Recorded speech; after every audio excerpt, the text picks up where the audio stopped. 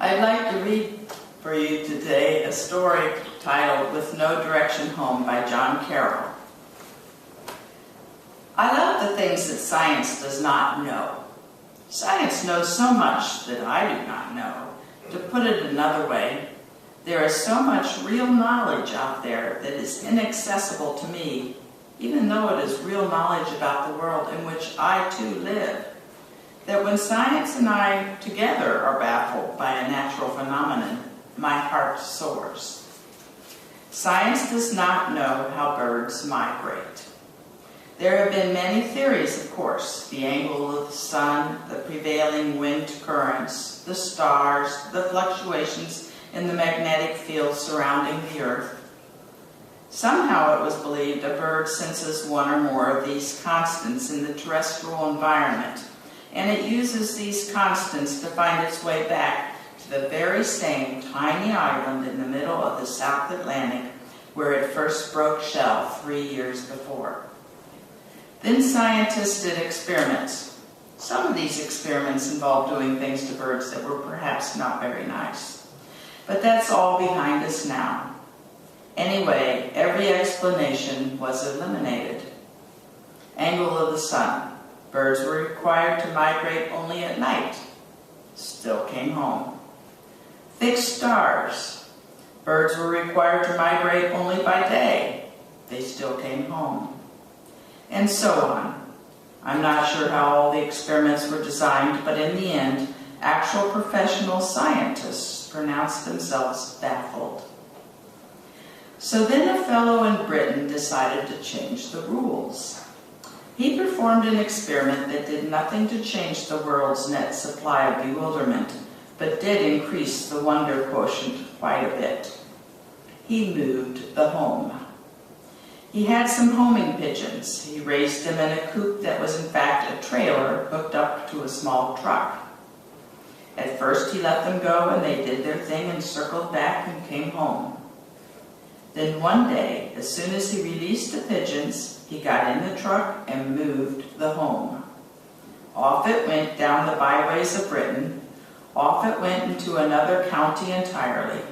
Same home, same little purchase, and whatnot, but a different location on the planet. The pigeons found it. How did the pigeons find it?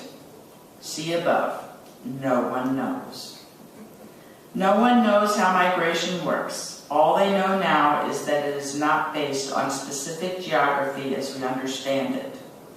It is based on the idea of home, which is more powerful than the idea of place. Of course, birds have very tiny brains and have no idea that home is an idea. They just get tired of flying and think, some nice seed would go down fine just about now. And then they head off to the seed location. If the seed location is moved, their tiny brains are not puzzled. They know that home is not necessarily a single point on the planet. Home is where the heart is, where the food is. Home is the wide place in the road where the perch is. Home is where you go when you go home. This happens to a lot of us, does it not? They keep moving home on us. We think we know where it is. Then the people who made it home move or die or go crazy. And they stay sane and alive or stable, but they don't want us anymore. And we have to know where home is anyway. That is our challenge. We have to understand that it is not one specific spot on the globe.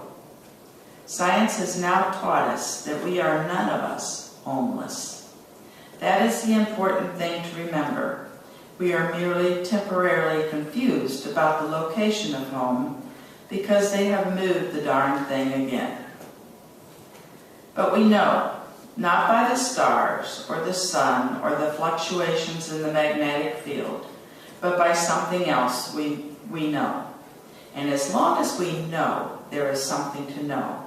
There is hope. Every journey has a goal, and every goal is real. This despite massive confusion.